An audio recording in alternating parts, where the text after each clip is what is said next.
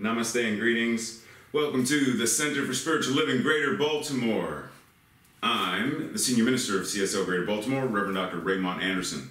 And if you're here with us at this time, 10 a.m. Eastern Standard Time, then it means you are gathering with us to join in our pre-service meditation. So I simply wanted to welcome you, to anchor us as we prepare to go into service, beginning by going within, recognizing that the divinity that is within is the same divinity that is us. As within, so without. So once again, I simply wanted to say thank you and welcome. Namaste. In this moment right now, we simply breathe, allowing this breath to ground us. Allowing this breath to take us deeper to a state of awareness where we recognize and know that the infinite I am is breathing this individualized expression even now. That there is no me separate from that which God is, breathing itself as me. There is no we separate from that which is God, breathing itself as each individualized expression that makes up the collective. There is only God. And so this breath right now, God breathing itself, is the conscious and mindful practice of coming back to the awareness of this truth.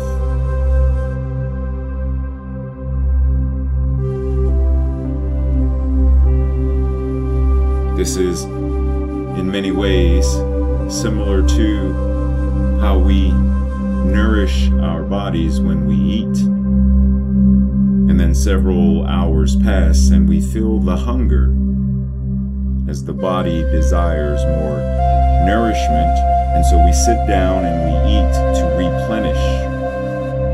In much the same way, this meditation is our opportunity to replenish, to restore, to re-know the truth of our being.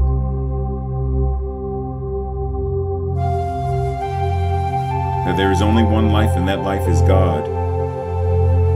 And that life is whole, perfect, and complete, and that life is my life right now.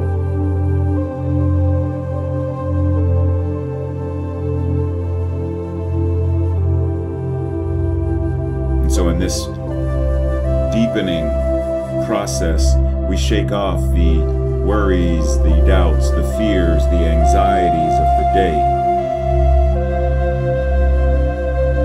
Not because we choose to bury our heads in the sand, but rather because we recognize that when we are replenished, when we are restored, when we are rejuvenated, we are better able to roll up our sleeves, to serve,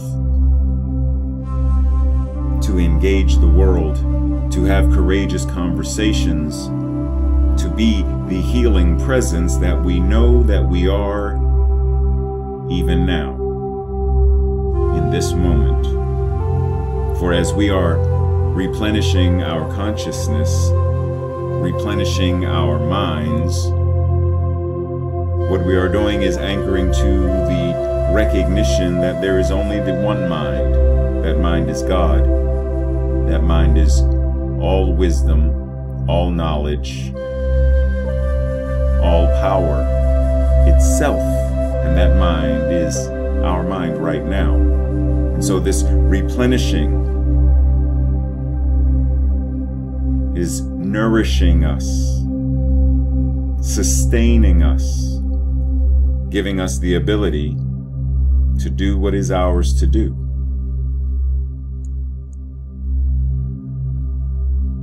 To to allow us to have the fortitude, the stamina, the know-how, the willingness to demonstrate a world that works for all. One life-affirming thought, word, deed, and human interaction at a time. But we do so from our overflow.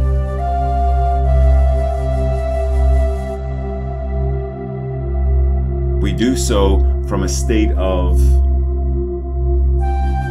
recognizing that our cup runneth over. We also recognize that this idea of pouring into our cup and our cup running over is simply a colloquialism, a metaphor, but recognizing that our cup is without bounds, that our cup is the expanse of the galaxy, that our cup is eternal, is eternality itself, that our cup is God.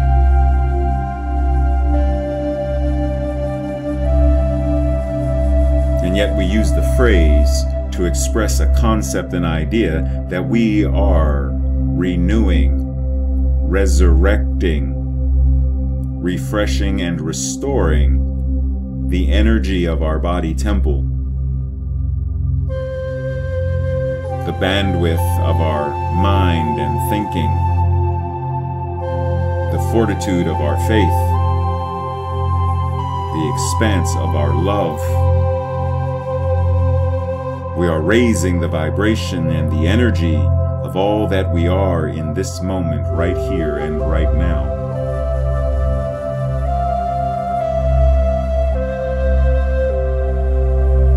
We breathe. We surrender. We anchor and we ground. We align and we evolve. We recognize that when we meditate, we are not simply meditating for our individual selves, but that because we are individualized selves of the one self, that when any of us individualizes prayer and meditation, because we are all one, that anything any single individualization does affects all. And that the vibration of love cancels out 1,000 vibrations of hate, of isolation. And so when we come together of like mind, where 2 or 3 or more are gathered, the nature of creation, of God, of spirit, of love must be demonstrating through creative action, through the power of the law of mind in action. And so right now, this meditation is changing the very fabric of the known galaxy and universe. This meditation is changing the very fabric of the planet Earth.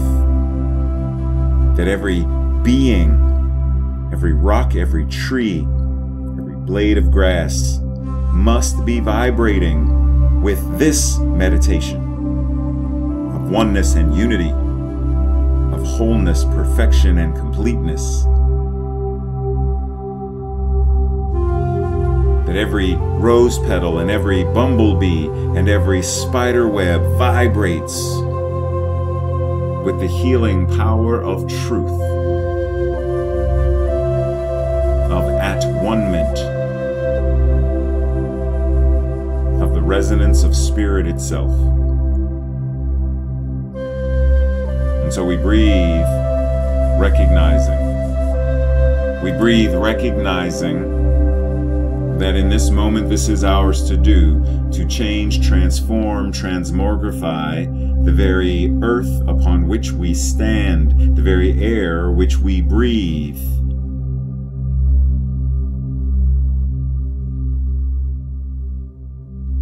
We do not exist within a vacuum. So we know that this vibration which we are elevating ourselves to, as Yeshua said, "Be ye therefore perfect as your Father in heaven is perfect." In this moment, we raise our vibration to that perfection, to that awareness.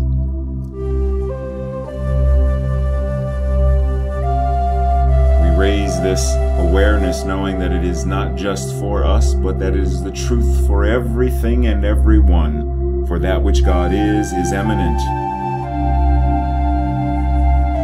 All that is within God.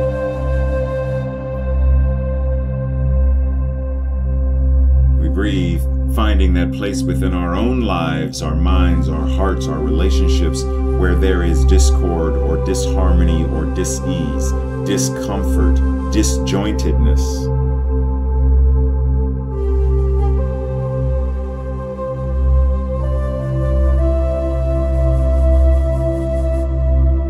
Breathe, finding this space.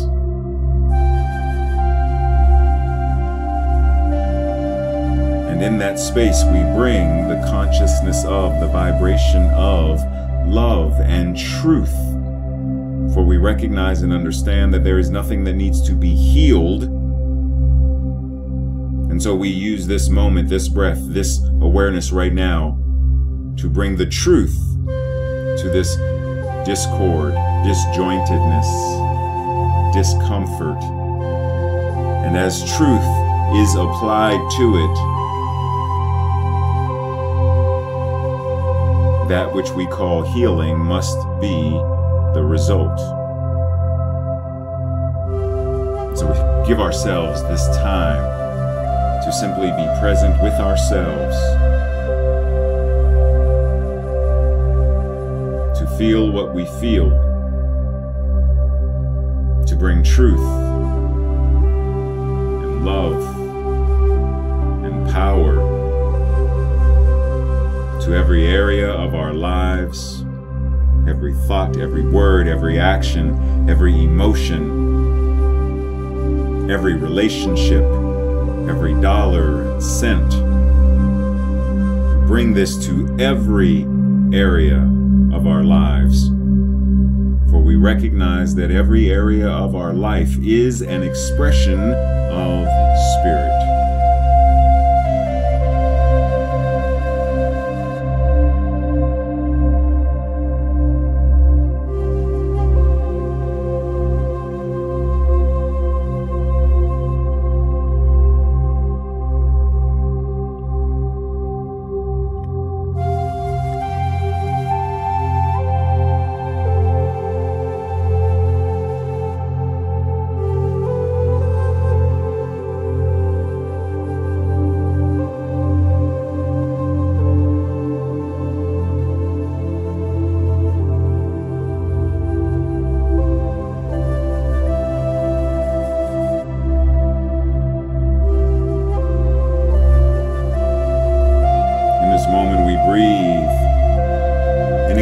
That there is a particular place in our life, in our experience, in our circumstances or conditions where we wrestle,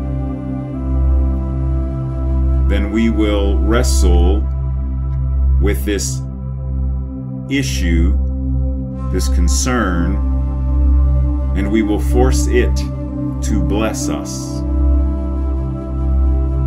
That if in this moment I must carry whatever this is, that I must experience whatever this is, then I accept it and I command a blessing to be mine as a result of it.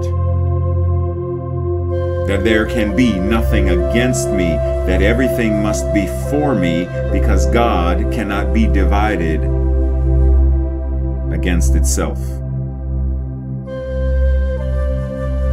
And so I breathe in this unity and recognition that if there is this thing, this circumstance, this situation that I seem to be struggling with or wrestling with, then in this moment right now, I breathe and command the blessing to be mine as a result of it.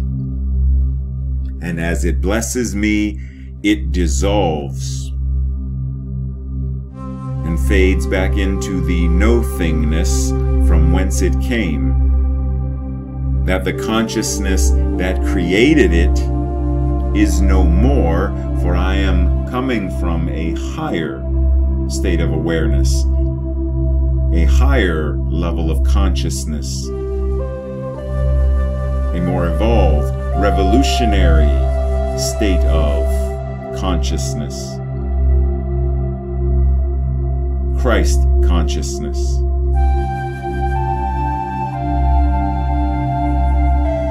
So in this moment right now, I breathe and I surrender to the breath. I surrender to allowing that which Spirit is, that which God is, to be what it is in me, through me, and as me. That there can be nothing other than that. For I am that. I am. I am that. I am ever becoming. For that which God is ever expanding consciousness. And what it is, each of us must be. Breathing. This breath reminds me that there is give and there is take. As I give the exhale and take an inhale. This breath reminds me that there is surrender as I simply allow the body to breathe without my intervention, my struggle, or my willing it to be a breath. Simply let it be. This breath reminds me to be present because I cannot breathe tomorrow and I cannot breathe yesterday, but I can only breathe now. So this breath, this very awareness of this breath is a spiritual reminder that breathing is a spiritual practice of surrender, of being present, and of being in the flow of give and take.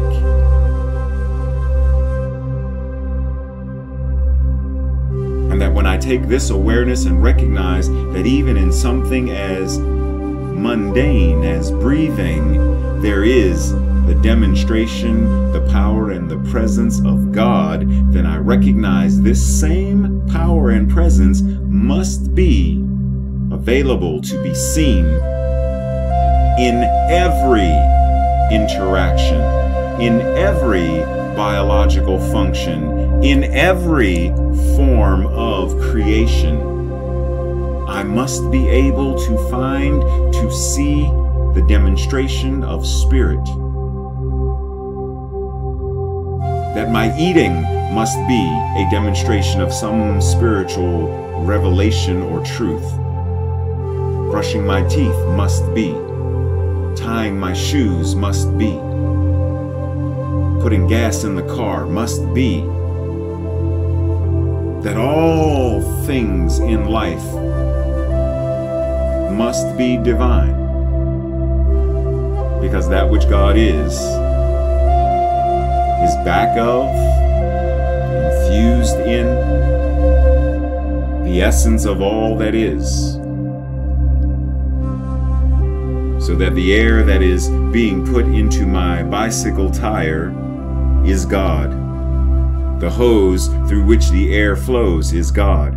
The tire itself is God. The inner tube is God. What part of my bicycle is not God? And because it all is God, it is all sacred, divine, and holy. And that when I approach it with reverence and gratitude for being God in expression, how I and it interact must change. In the same way that when I am mindfully breathing, there is a physiological, energetic change that transpires. When I am mindfully eating, there is a change. When I mindfully engage in conversation, something changes.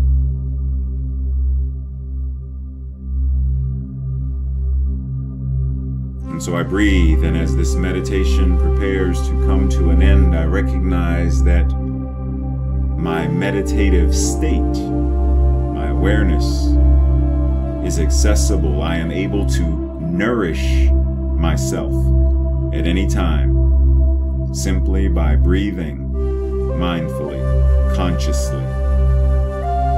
I am able to replenish myself at any time by bringing my mind to this awareness. There is only God, and what it is, I am.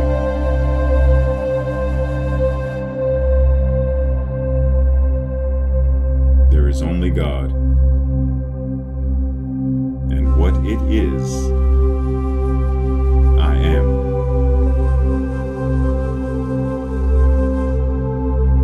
There is only God, and what it is, I am. And so it is.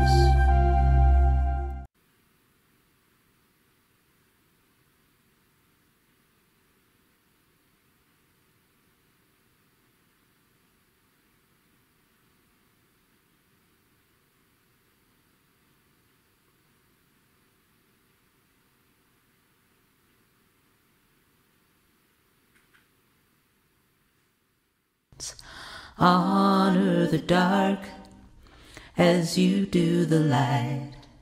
Receive the gifts that come to us by day and by night. I choose to honor the dark, uncertainty and change. Deliver us from fear until only love remains. Honor the dark as you do the light. Receive the gifts that come to us by day and by night. I choose to honor the dark, uncertainty and change. Deliver us from fear until only love remains. Honor the dark as you do the light. Receive the gifts that come to us by day and by night. I choose to honor the dark, uncertainty and change. Deliver us from fear until only love remains. Honor the dark as you do the light. Receive the gifts that come to us by day and by night. I choose to honor the dark, uncertainty and change. Deliver us from fear until only love remains. Honor the dark.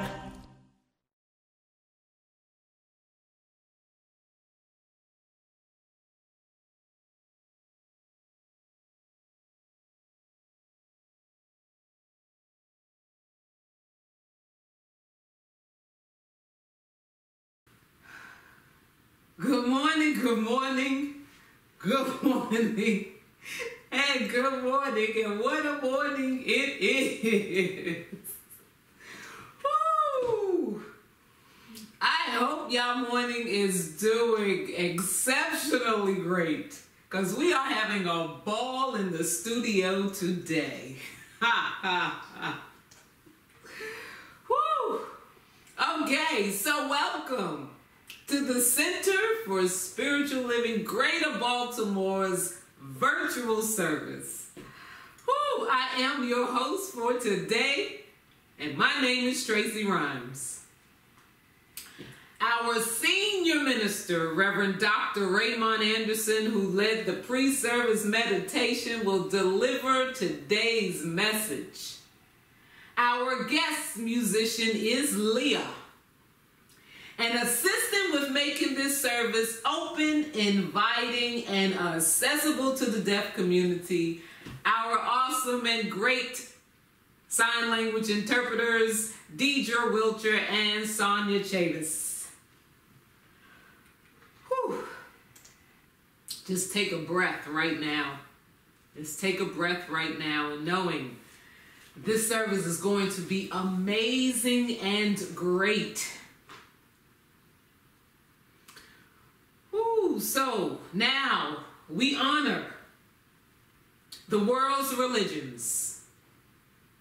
One tree, many branches, one mountain, many paths.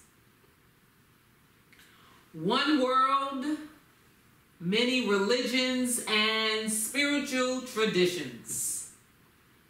With the lighting of these candles on the first Sunday of each month, we not only honor each person on their select path, but we also bless them and recognize the light, the love, and the life-affirming nature of spirit as it shows itself in each path, in each practice, and in each person.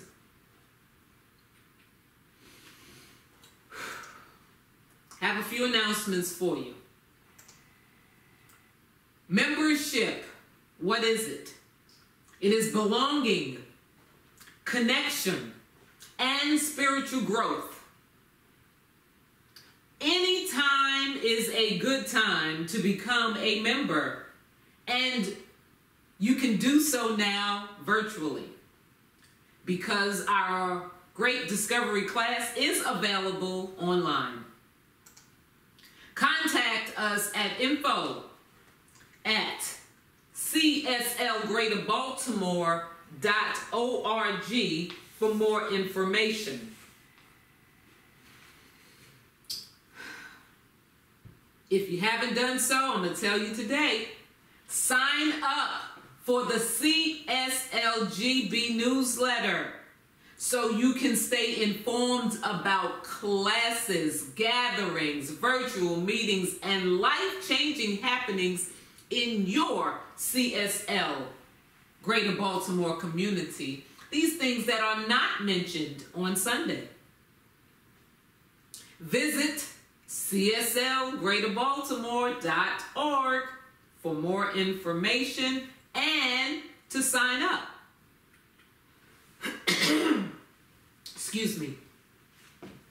The Science of Mind textbook exploration group facilitated by Reverend Dr. Ray.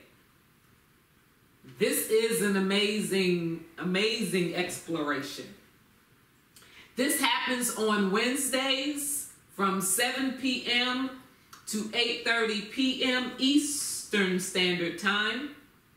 The investment is a love offering directly to Rev. Dr. Ray. For more information and to join, the important thing to do is send an email to Rev. Raymont at cslgreaterbaltimore.org or Raymont Anderson at raymontanderson.com. Excuse me. Thursday night study group facilitated by licensed practitioner Dr. Ronnie Ellington. Another hot spot. And I heard this is a hot spot. This is a perfect opportunity to dive deeper into the Sunday messages delivered by Reverend Dr. Ray and others. For more information, contact Dr. Ronnie at SISTERRONI@AOL.com. Love offerings are appreciated. Put, very important note, put CSLGB study group in the subject line. This way your email will be quickly or easily identified and you will not be overlooked.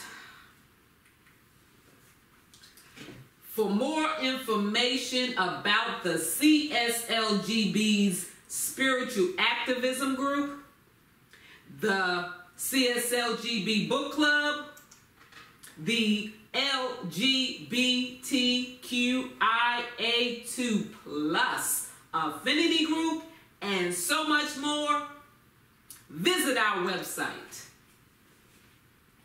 I don't need to tell you the address, do I? I don't think so. Rev Ray just gave me a look like, really, Tracy? Really? That's what we're doing? Okay. The next board meeting is October 18th. Everyone is encouraged to attend if at all possible. This way you can stay informed and find ways you may be able to serve with such things as the new building search committee, community service, and social event planning. There's so much to learn and to contribute at the board meetings. I have a question for you. Do you subscribe to CSLGB's YouTube page? I have another one for you. Minister Mo said no. Minister Mo, slap yourself on the back of your hand. How about, do you follow us on Facebook or Instagram? I can just imagine what she said. Yeah, I'm laughing because you said slap yourself on the back, and she slapped herself in the cheek and then the back of her head, and then you said back of your hand, and she was like, "Oh, my bad." That's all right. All those areas do count. Thank you, Minister Mo, for disciplining yourself. So for the rest of you who fall under that same category, here's what I'm going to do. I am going to encourage you to subscribe or follow beginning today. And there's a big bonus for us, especially if you follow us and subscribe to our YouTube page. All right. Ready, Reverend Rev? Ready, Reverend Rev? He said, ready, Reverend Rev? Tracy having one of those mornings. Come on, Tracy. Come on. Let's get our prayer on, because prayer works. What? Say it again, folks. Reverend Rev, prayer works.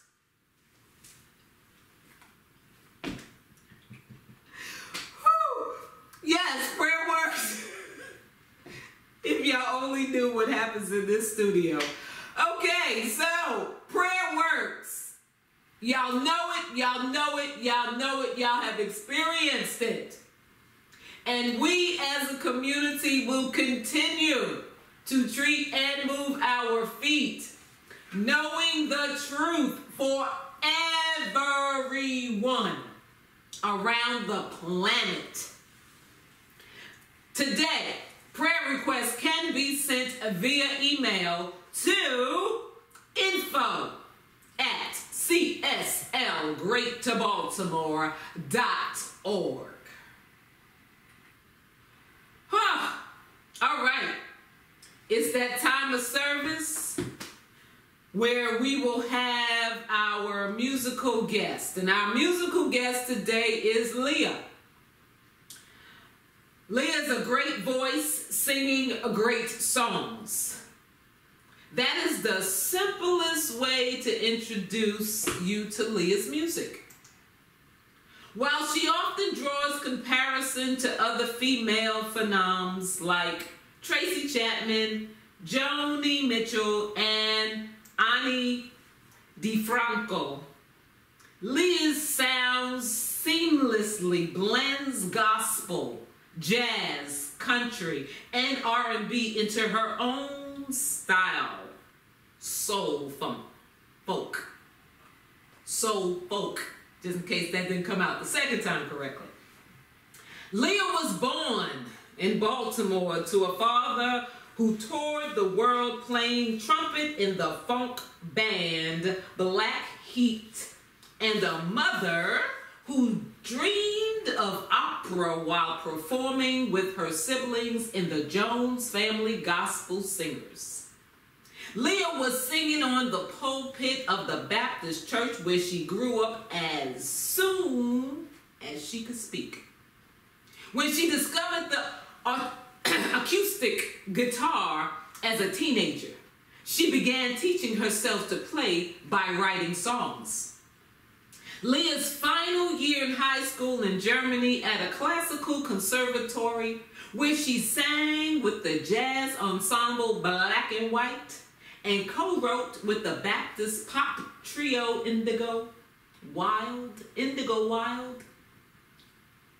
Oops, I said that wrong. She did that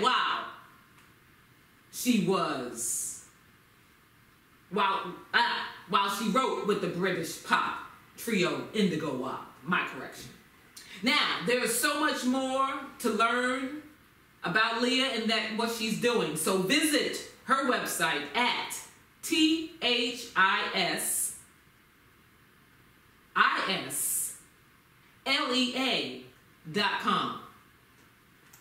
I give you Leah.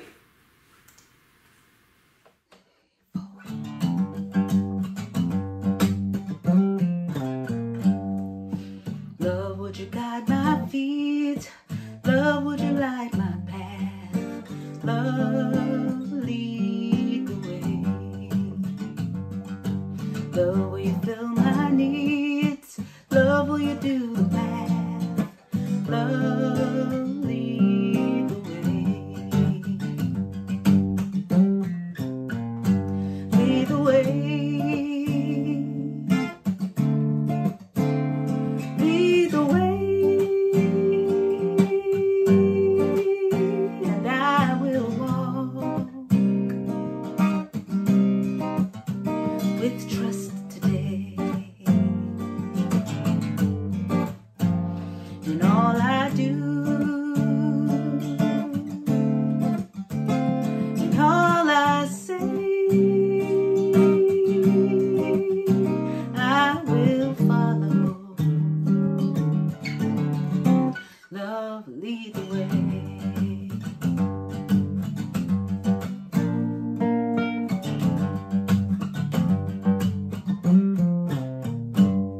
When I don't know what I'm doing, when nothing seems okay, love, lead the way.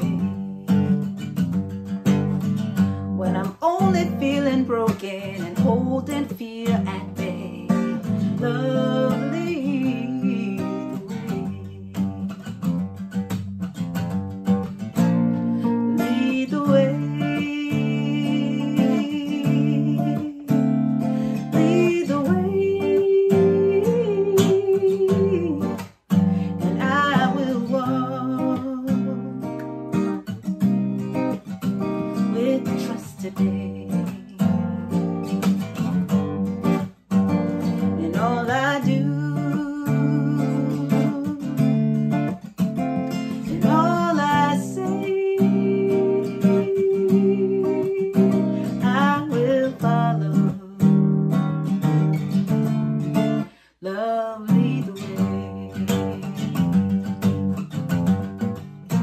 Love, lead the way.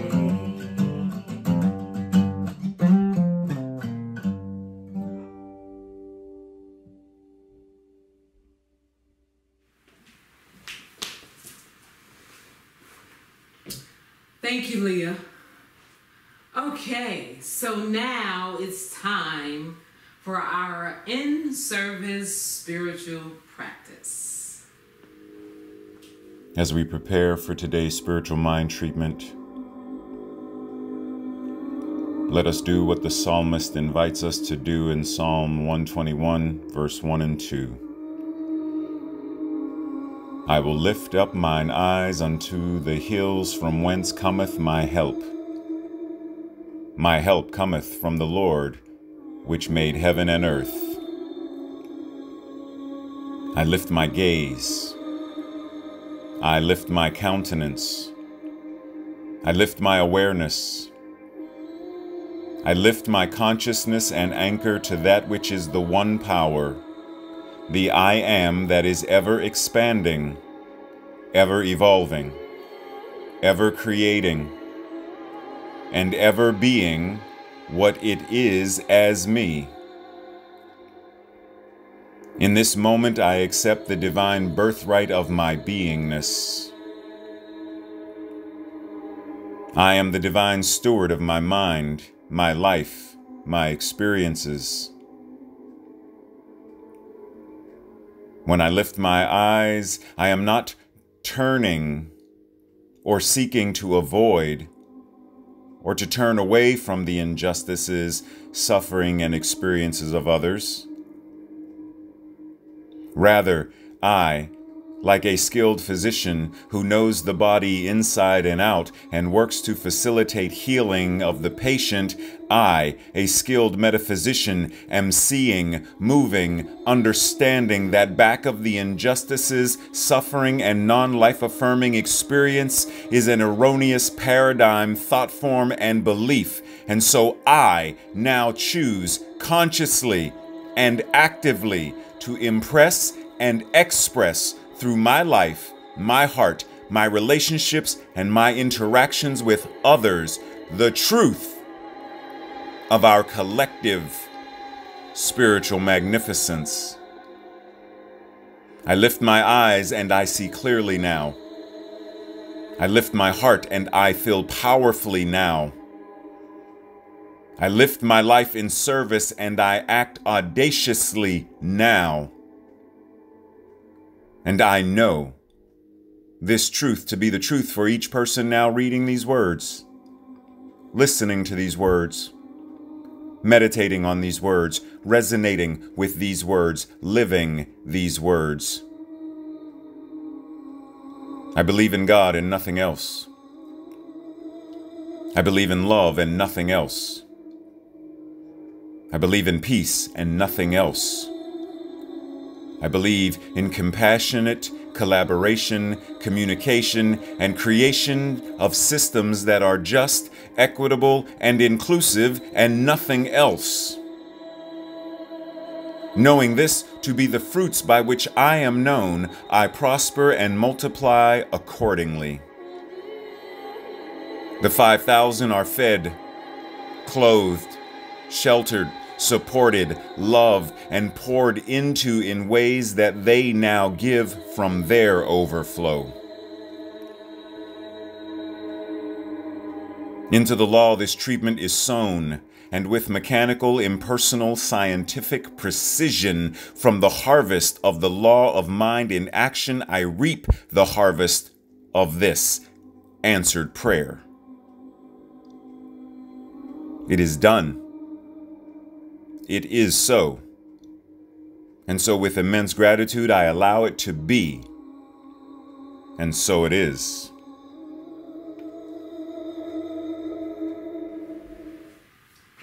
Whew.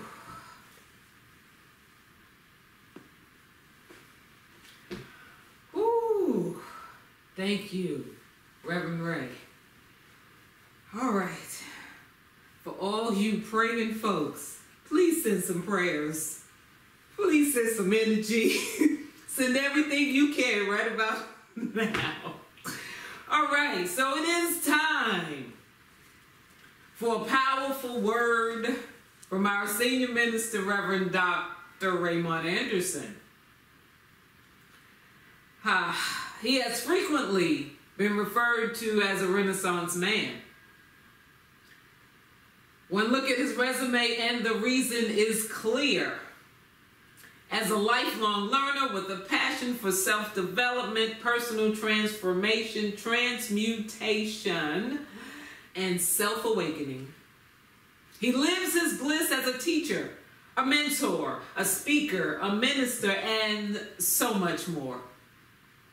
His mission is to live, move, and be an active, which is authentic, compassionate, transparent, inspired, vibrant, and empowered member of society who serves to educate, elucidate, emancipate, awaken, and empower people and communities. Reverend Ray, come and knock it out the park.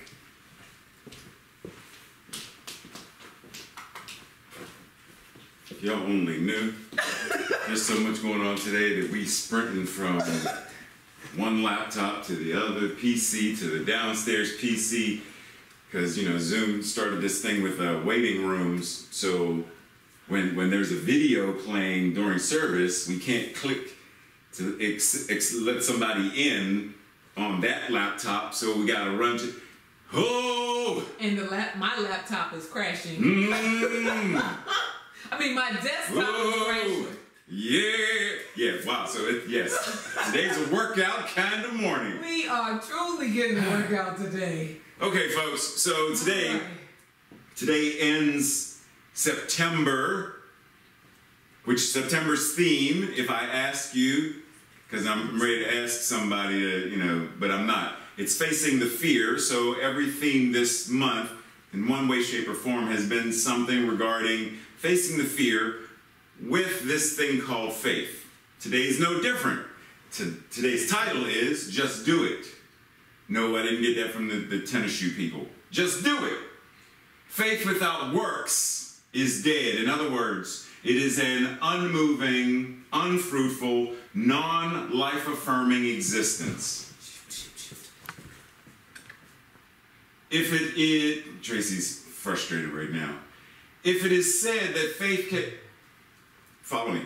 If it is said that faith can move mountains, right? If it is said that faith can move mountains, the question is, but is it the faith itself, or is it the faith as it moves through the being who is faithful?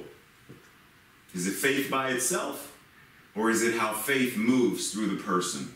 When faith inspires, we are called into action of some sort. It could be prayer, pastoral care, service to the community, or some other form of creative action.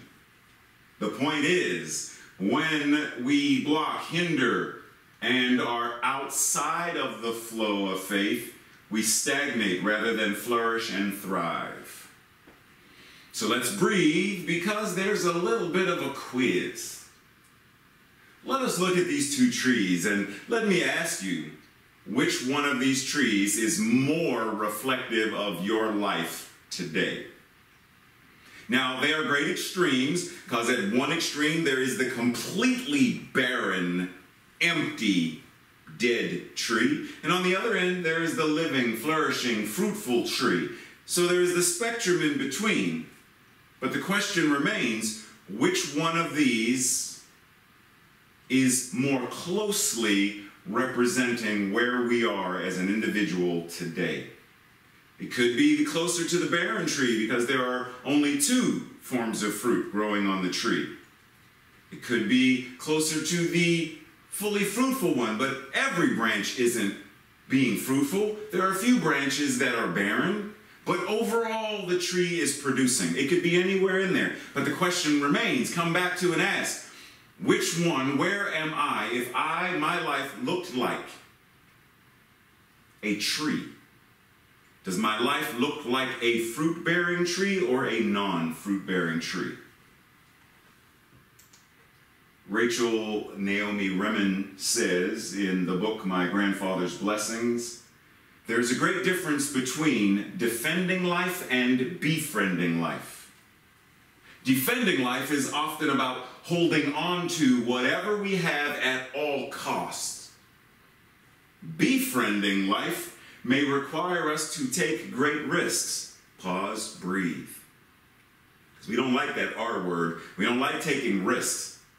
Unless they're extremely, like there's a 1%. The 99% is a yay, and that 1% is a, like, unless it's that kind of risk, like, yeah, we're avoiding it. But let us, befriending life may require us to take great risks, to let go over and over again until we finally surrender to life's own dream of itself. In order for us to bear fruit, there must be a surrendering.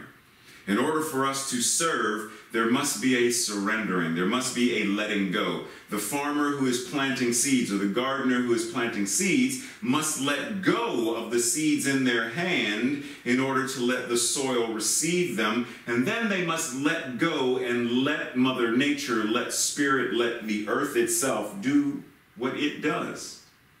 I cannot scream at the ground and say, "Soil, grow my squash now."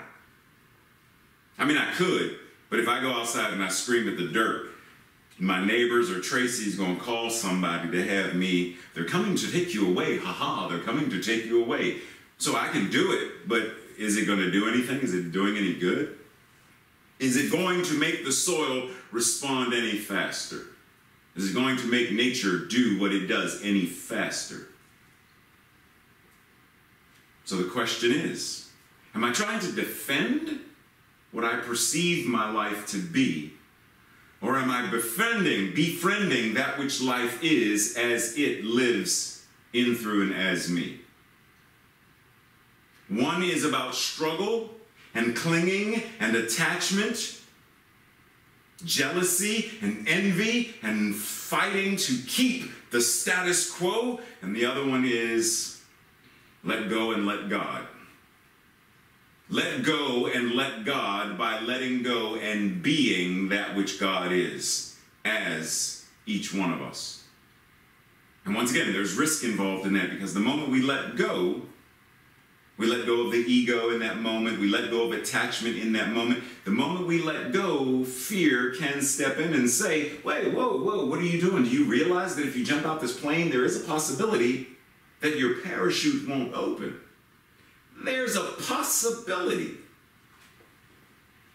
And do we let that fear hold us, bind us, prevent us from moving? Or do we take a leap of faith and jump? Do we take a leap of faith and start that business? Do we take a leap of faith and return to school? Do we take a leap of faith and contact a practitioner or minister for prayer? Do we take a leap of faith and simply sow seeds into our own lives, knowing that as we sow, the law receives, giving us the ability to reap what we have sown? The choice is ours at any given moment. But the important thing to realize is all of this is a process. Making a meal is a process. We already know this, and I don't care what the meal is. Even if it's something that you pop in the microwave, there's a process, because someone had to go to the store to get the microwavable meal, the TV dinner. You had to select, you had to walk through the store, go to the aisle, open the refrigerator, freezer thing, select which meal you wanted, put it in your cart or your basket, carry it back to the register. That's still a process. It's still a process. You still had to take it out of the box, peel the plastic, poke the muffin, put it in the microwave, push the numbers, and walk away and come back, sit down and eat. It's still a process. So I want to make sure it's clear. Tracy's laughing at me right now. I want to make sure it's clear that it doesn't matter. There is a process from having the initial concept of I want to have, I want to eat, I want to drink, I want to be, I want to do, from that initial thought to the creation manifestation of it, there's a process. Making a meal is a process. Gathering the ingredients, putting the ingredients together, cooking it. Creating a film is a process. From the moment of inception of writing it, storyboarding it, gathering actors, filming it. And then there's the post-production, which I find interesting, because even in post-production, the editing, you're still producing the film. You are still creating the film. Even when you are editing stuff out, you're still in the production phase as you are creating. Special effects, still a process. Well, it's no different in the life that we are saying we want to live. Making this thing we call our individual lives is a process that includes various ingredients, including faith, belief, knowingness. But from the ingredients, they become such things as action and our ability to calmly walk the walk. It's a process. If we don't engage in the process, then we can't create constructively. Then by default, things are going to be created around us and for us. And then we fall in line with the things that are created by us and for, or around us and for us, rather than things being created by us. Think about this for a second. When we were children, we didn't have much say in what we had for dinner. Nope. Kids today have a lot more say in what they're going to have for dinner. Yep. When I was a kid, the last thing I was going to do was tell Lois that I wanted meatloaf. Because Lois said, "You want meatloaf? You better go down the street and find somebody that's making meatloaf. I made liver and onions today." "But I don't like liver." "You're going to eat it or you ain't going to eat." Okay. I didn't have much of a choice. So I sat down and ate my liver and onions. Now, because I didn't have choice. Life, Tracy said she starved. Life is the same way. If we don't actively engage and become, because when I became old enough to cook my own meals, then I made conscious choice. What do I choose to buy or cook? And then there were many times when I cooked that my parents would say, "What are you making? Can I have some of that?" And I made more and gave it to them. When we choose to engage from a more conscious place, then we are able to share and to give, rather than simply have everything around us given to us by default. So we're at this place called action and walking the walk, but we do realize that that's not where it stops, because when we are engaging in action, the walking the walk is the various spiritual practices. Walking the walk, being engaged in action, is praying and meditating. It is forgiving actively, consciously. It is journaling. It is all of these things and so much more. But it doesn't stop there, because the moment we engage in spiritual practice, we know that we are engaging in spiritual practice for a reason. And that reason is volunteering, coaching someone, mentoring someone, being involved in advocacy of some sort, hospice work, seva, which is community service. It means being engaged in the community. But it doesn't stop there. Because the reason we are doing that, engaging in that, is so that that then becomes engaging in the world that works for all. Up-leveling so that we are awakening humanity to our spiritual magnificence. Each of these things is part of the process that goes into what we call that final meal. That from the moment of being hungry to the moment of sitting down and nourishing ourselves, the process, creation. Because if I'm going to live a fruitful life, then there must be fruit. There must be something to be seen. There must be something to be shared. There must be something to give, some way of serving, not just myself, but serving the world. Serving humanity. But this takes risk. Because the moment I do it, the moment I have a yard and in my yard there is a peach tree, the moment peaches start showing up on the tree is when the neighbors start coming knocking. "Hey, Reverend Rev, I see peaches growing on your tree. Can I have some peaches?" Well, I mean, Tracy was going to make cobbler and some peach cornbread and some peach smoothies and some peach stuff.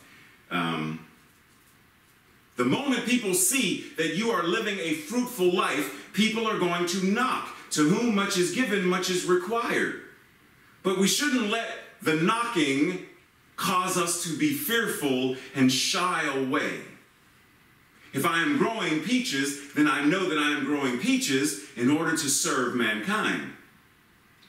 If I am growing a bountiful financial life, then I know that as a philanthropist, I am doing so that I can give and help others to rise in their financial stability, overflow, excellence.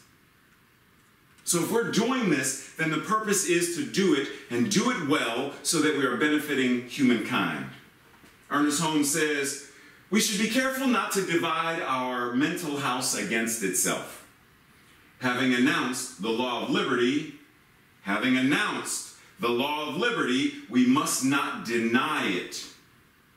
When we shall all know the truth, not when we all just talk about the truth, when we shall all know the truth, then ways and means and methods will be found for the freedom of all. Not some, not a few, for the freedom of all.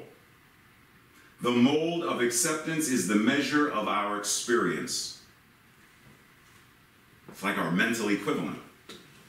The infinite fills all molds and forever flows into new and greater ones. When we create this mental equivalent, that which spirit is matches it, sustains it, supplies it, because our mental equivalent is its mental equivalent in this individualized form. Within us is the unborn possibility of limitless experience. Ours is the privilege of giving birth to it. So then the question becomes, how is your house divided? First, is your house divided? But if it is, how is it divided?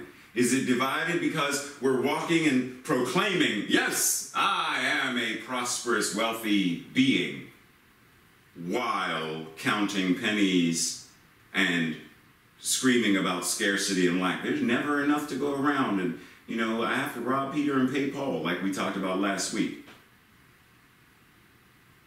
Now, I can be counting pennies while still declaring and affirming prosperity and abundance and overflow. But if I'm counting pennies from the consciousness of lack while speaking this prosperity and abundance, then I'm divided. I am serving two masters. I'm serving the master of abundance and serving the master of scarcity, lack, and limitation, rather than infinite potential and possibilities. Am I divided in my house because I am talking about my beloved community and how great and wonderful, and yet I don't engage anyone within my community? I'm a loner and isolated. I don't talk to people. I don't volunteer. I come in, I come out, I run. I show up and I leave. Where's Reverend Rev? He just popped in, took a cookie, and left. How is my house divided? Tracy's laughing at me again because I used the Revy. I'm going to use it all the time now. Minister Mo said Revy Rev. I'm using it now. It's become a business card. It's because it just clicked in what I said. It's fine. It's fine. It's fine, Tracy. So the question is, how is our house divided? Because if it is, when we recognize that it is, then our invitation is to reconcile that and bring it back into wholeness or oneness. Now let's have a nerd moment. That made Minister Mo excited. Please feel free to type into the chat box, what does this symbol that you see, what does it represent?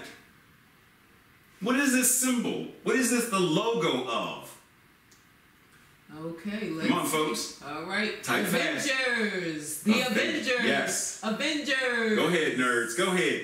Nerds unite. And I know, never mind. So the reason I'm mentioning this, having this nerd moment, is because the Avengers, if you know anything about the comic books or the films, there was a moment when the Avengers became a house divided. There was a time when, because of ideology within the Avengers, they split into two separate camps. The camp that was pro Iron Man and the camp that was pro Captain America. Oh, Captain America. Now you see why I'm wearing Captain America shirt. Which house Or which ideology were they in opposition of? And it wasn't until time had passed and they realized that which we are fighting each other about, we need to squash that.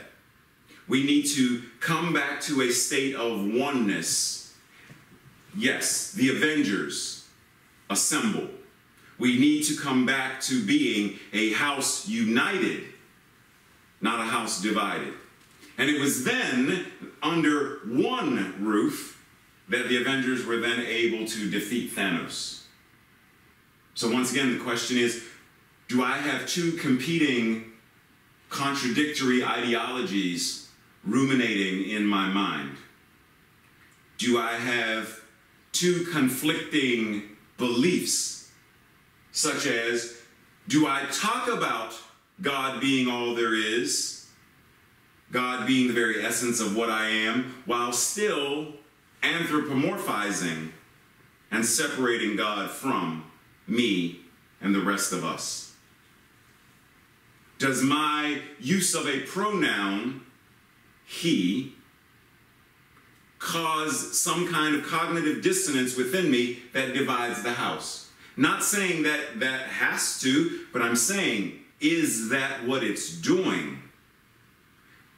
Getting to a position or place where we recognize, did I realize that I do this? And what is it causing the fruit or the tree of my life to produce? Do I have a difficult time reconciling love and law, heart and mind, being and doing? If I have a challenging time, then my invitation is to sit, be still, and to know, and to come to a place of understanding so that I can then transform it, change it, reconcile it. There are many times in our lives when, for a variety of reasons, our house becomes divided because of stress, fear, attachments, disappointment, self-criticism, self-doubt, and so much more. Because it's a thing to say, I am that which is. I am God expressing itself, individualizing itself in, through, and as me. It's one thing to affirm that. It's one thing to pray that. It's one thing to declare that. And then, 15 minutes, 3 days later, find the recording of self-condemnation playing in our minds. Criticizing, I've never been smart when it comes to, I'm not smart enough to balance a checkbook. I don't know how to do this. Who would ever want to date me because I'm just not good at. How do we reconcile being the all that is, all wisdom, all knowledge, all power, presence, love, creativity itself is all that we are in the flesh? To the degree that we are able to match it, reconcile it, understand it, and receive it, to that degree is the degree that we will have it. Our practitioner, Diane Stewart Hamlin, has often said, if you were to look at, and this sort of goes to our morning meditation today, if you were to look at your life as a container, when you go to the infinite source of all that is, are you carrying a thimble? Because that's all you're going to be able to get from the infinite ocean of the all, is a thimbleful. Are you going with a Dixie cup? Are you going with a bucket? Are you going with a bathtub, a swimming pool? Or are you plugging directly into it with a pipeline so that there is a direct flow of, through, and as the infinite pumping right into?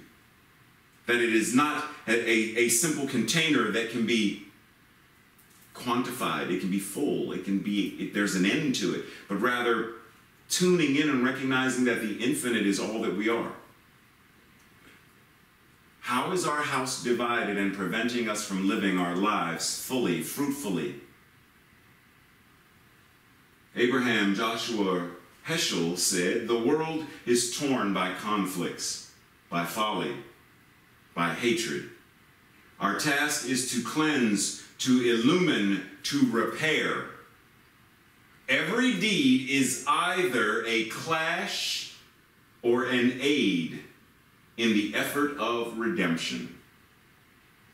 God is hiding in the world, and yes, I understand when we say hiding, what we are referring to is there are those that do not recognize, that do not see, that do not understand or know that God is everywhere. It's the same reason why I say that the still small voice of God isn't small, it's booming.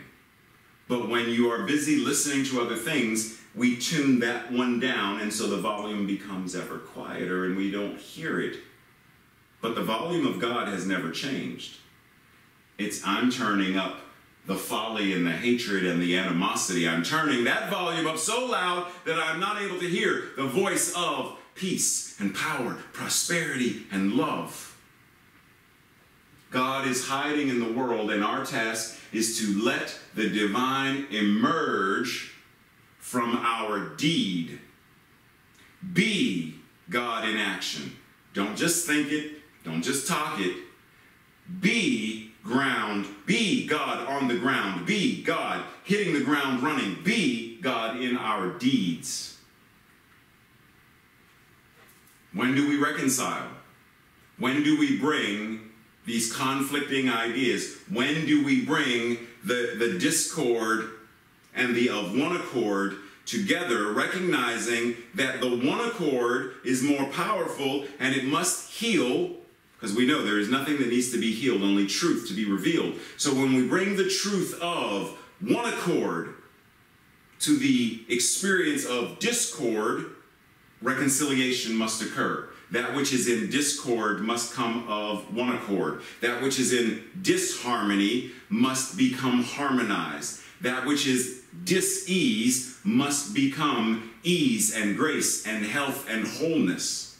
When do we have reconciliation? And when do we restore? When we anchor and ground and recognize and do the work. That's when the tree bears fruit. That's when life changes for us. That's when we are now understanding we're not defending but befriending life. When we do the work. So once again, let's revisit. Which one of these trees is more akin, a reflection of our lives? In Matthew 7, verse 16, you will know them by their fruits. Grapes are not gathered from thorn bushes, nor figs from thistles, are they? That's from the New American Standard translation. From the Good News translation, you will know them by what they do. You will know them by what they do. People who want power and prosperity don't go, as I said, you don't go to thorn bushes to get grapes. You don't go to someone who is uttering and declaring poverty, lack, and scarcity in order to change your consciousness around money. You don't go to someone who is always, oh, woe is me-ing about illness and the pandemic and illness and sickness. You don't go to that person to have them with you declare health, wholeness, and well-being. You go to the one who is, what are they doing?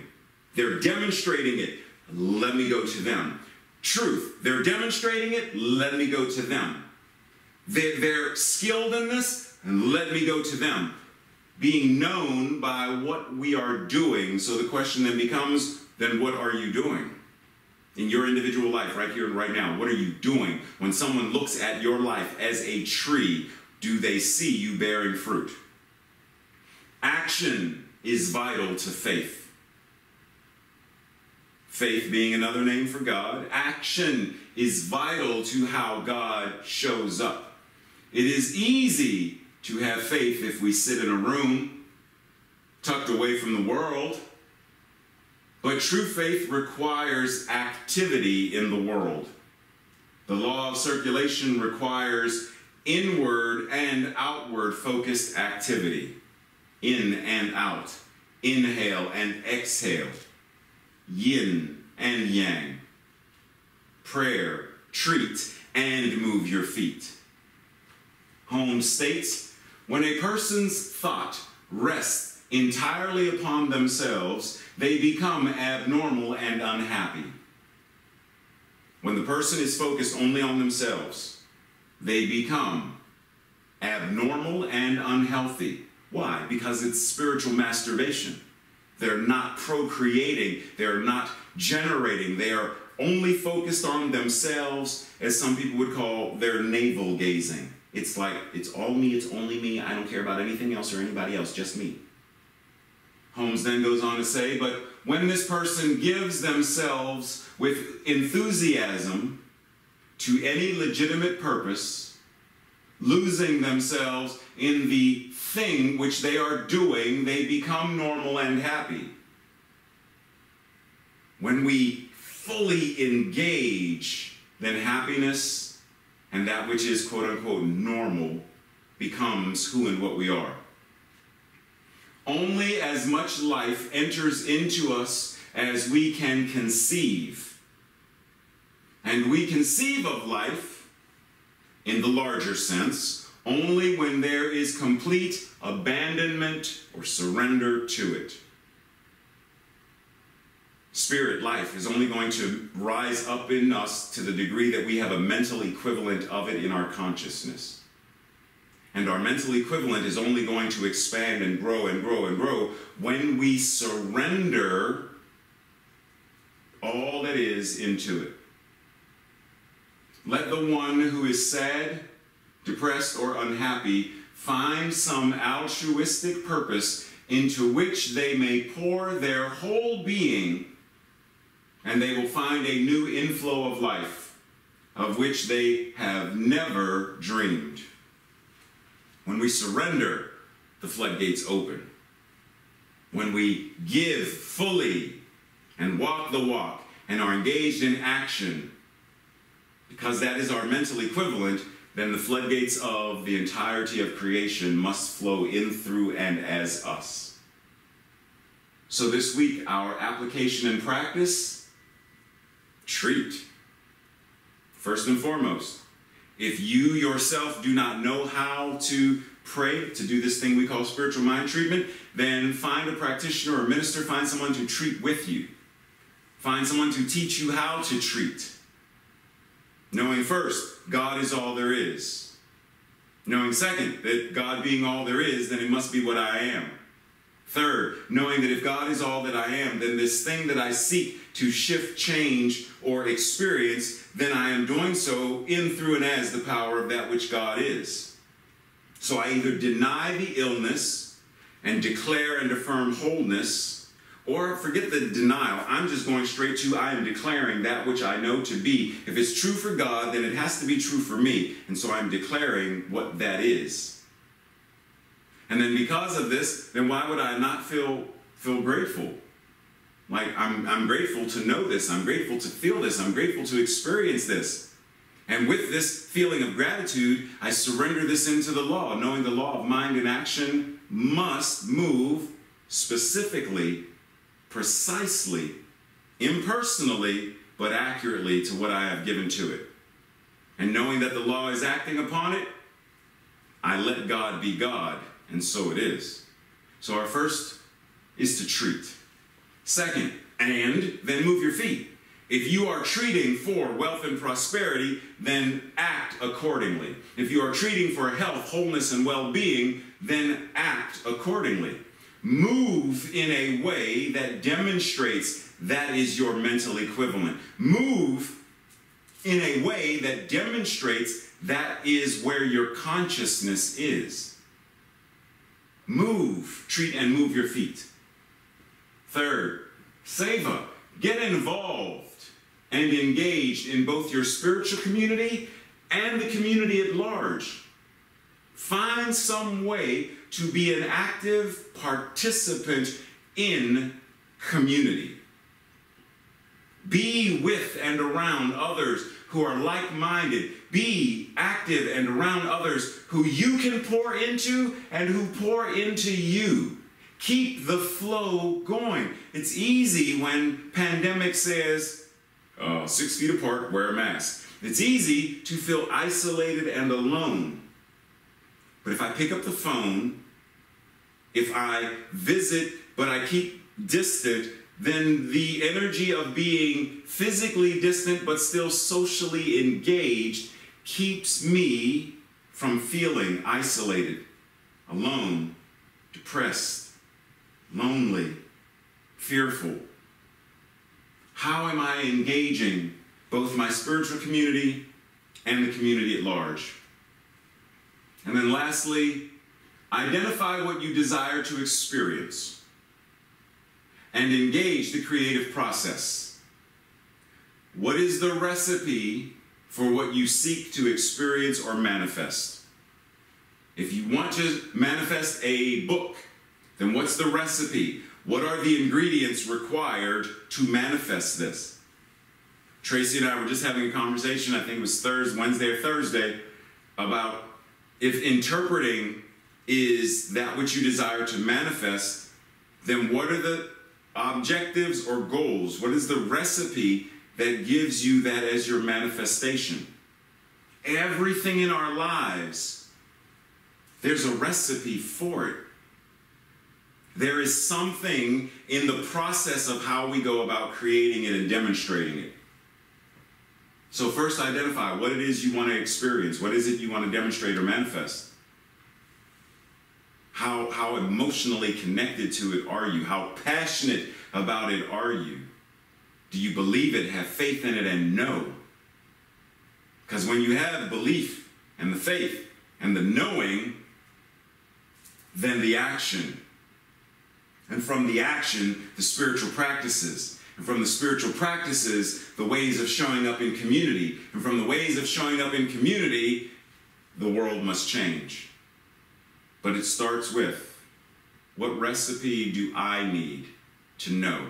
What recipe do we as a community need to know? What recipe do we as a planet need to know in order to demonstrate and manifest and experience a world that works for all? Today's declaration, affirmation. I'll say it first, then together. Today I act in ways that declare the inherent goodness, godness of all. Together. Today I act in ways that declare the inherent goodness, godness of all. And so it is. And so at this time, I bring us back to a state of receptivity as we welcome the magnificent, the talented, and the ever-powerful Leah back to the stage.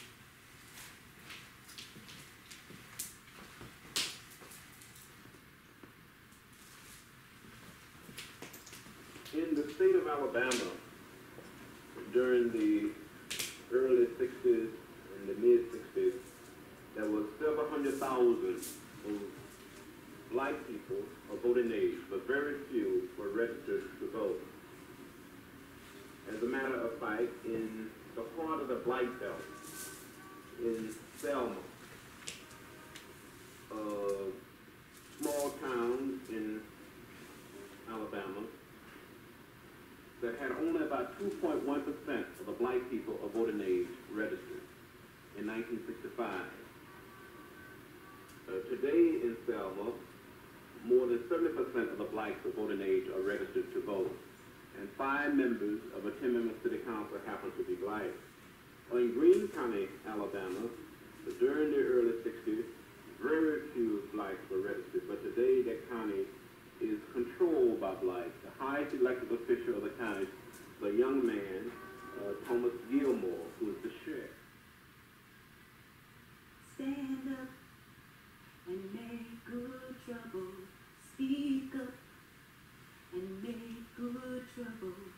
Get up and make good trouble. Rise up and make good trouble. Stand up and make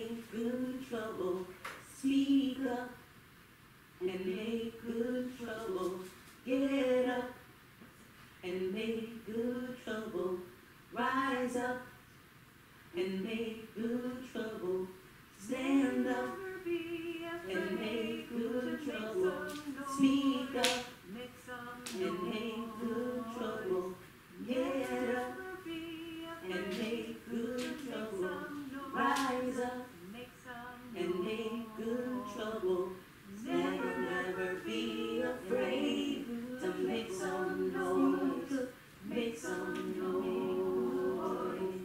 Never be afraid to make some noise, make some noise.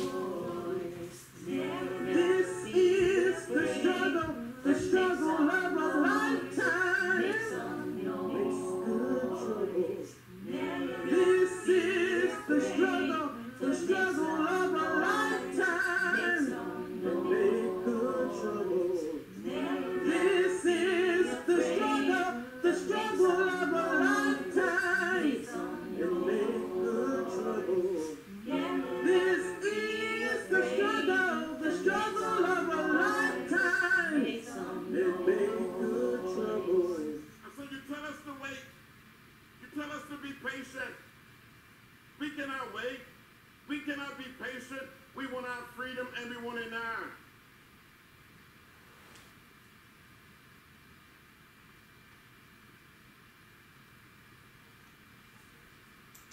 In the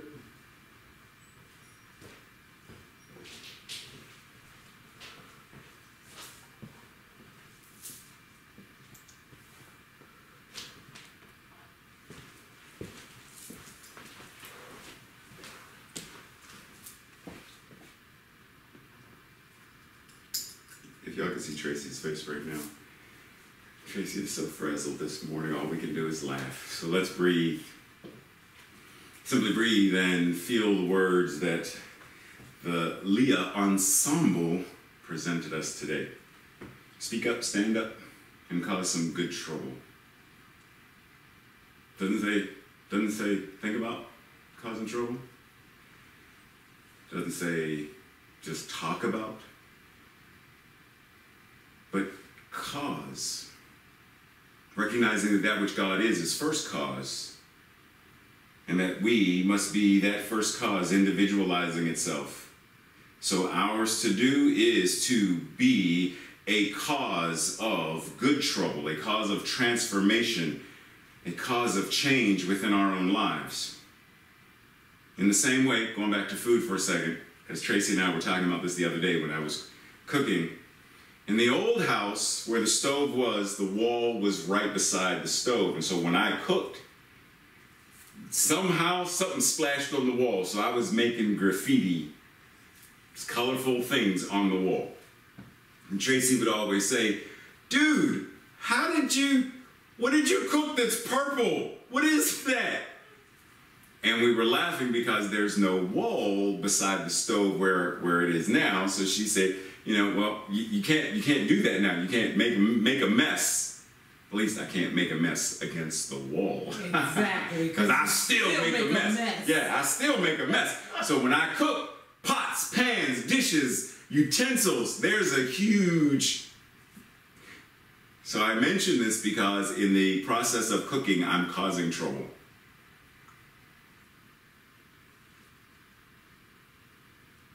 Oh, that's cute. So when I'm cooking, I'm causing trouble. Good trouble, because what I'm doing is providing food, nourishment for Tracy and I and company that we have. So ours to do is cause some trouble.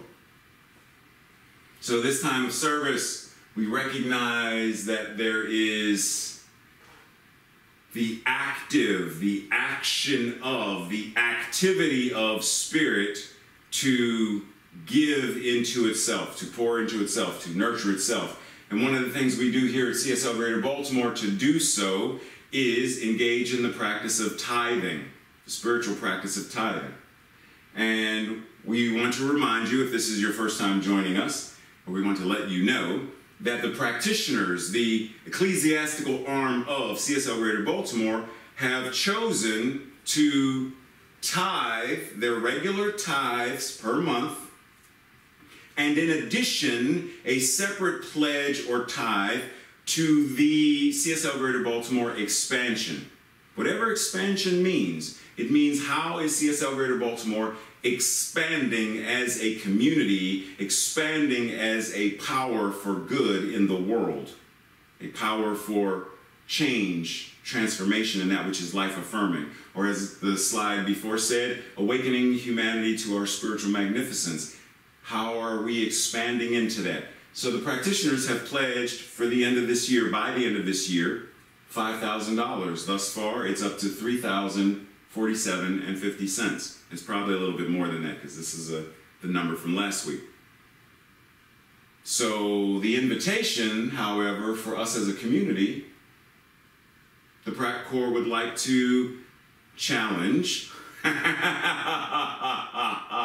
No, the practitioners would like to invite the community to match, to engage actively in your spiritual practice of tithing, giving where you are spiritually fed, giving where you are nourished, giving to the community, giving to the place where you are poured back into and given the opportunity to know who and what you are as the infinite I am that is ever becoming.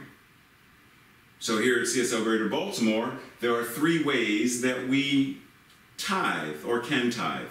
While there would be 4 if we were present in a building, but at this present moment, because of, what's her name, Tracy? Pandemic. Because of pandemic, there are 3 ways. You may give through PayPal, text to giving, and through the postal mail. And you are able to differentiate if there's a certain portion of your giving that you desire to go to a specific something. Youth ministry, music ministry, technology, the new building, you are able to differentiate. I want 50% to go here, 50% to go there. So just know that you are able to do that. If you ever want more information, feel free to go to our website. Feel free to send an email to info@cslgreaterbaltimore.org. Feel free to give Reverend Ray a call or any of the board members. There are multiple ways that you can get information if information is what you desire. Yep. So at this time, let us declare our prosperity declaration together as a community. I joyfully, consciously, and gratefully participate in the law of circulation. I trust in the spiritual principle that says, as I sow into my beloved community, I demonstrate my awareness of standing not only in the flow, but as the flow itself. As I sow of myself, my time, my treasure, my talent, I demonstrate my support and engagement in my community's vision, mission, and purpose. I actively give as a demonstration of manifesting, of reaping the harvest of a world that works for all. And so it is. And so it is. So we're at that time of service. Who said hi? Hello? Crescent. Crescent. Hello? How are you today, Crescent? Waving to the granddaughter. Where's Nation? Where's Katai? My hand went in and went. Oh. So yeah, we're at that time of service where Tracy reminds us all to make today an awesome day. So as we are reflecting on what it means to make today awesome, also remember that if there are prayer requests for today, because we don't have practitioners for after service at this present moment, any prayer request for good and more good, prayer request for health and more health, prayer request to transform from fear to faith, from lack to abundance, whatever it is that you are seeking to unify your house today, know that you can send prayer requests to info@cslgreaterbaltimore.org, and that our practitioners will be praying. I and the practitioners will be praying with you, for you, and about you, knowing the truth of who and what you are. So we breathe in preparation to close. Simply recognizing and anchoring into everything that we took in today. From the pre-service meditation, through the music that Leah and friends offered us, to the manner in which technology supported this service, to each and every person who logged in today, because the energy that each person brought today, the very beingness of each person's divinity, collectively, where two or more are gathered, then the nature of creation, the nature of God, the nature of spirit, must be recognizing itself and acting accordingly. Recognizing that what is ours to do is to demonstrate and manifest and create in the manner, the same way that that which God is, creates and demonstrates and manifests. Ever expanding, ever evolving, ever loving, ever acting the divine activity of spirit, living, moving, and having its beingness in, through, and as each and every one of us. And so knowing that, we now take this and we choose actively and consciously to go out into the world and be a cause of, be the start of, be the source of some good trouble. Good trouble bringing love into the world. Good trouble bringing light into the world. Good trouble bringing equity and justice into the world. Good trouble bringing spiritual magnificence, that every person knows their divinity. Every person knows that they deserve to have wealth, prosperity, health, joy, peace, power, grace, wisdom, and ease. Simply knowing right here and right now, I believe in God and nothing else.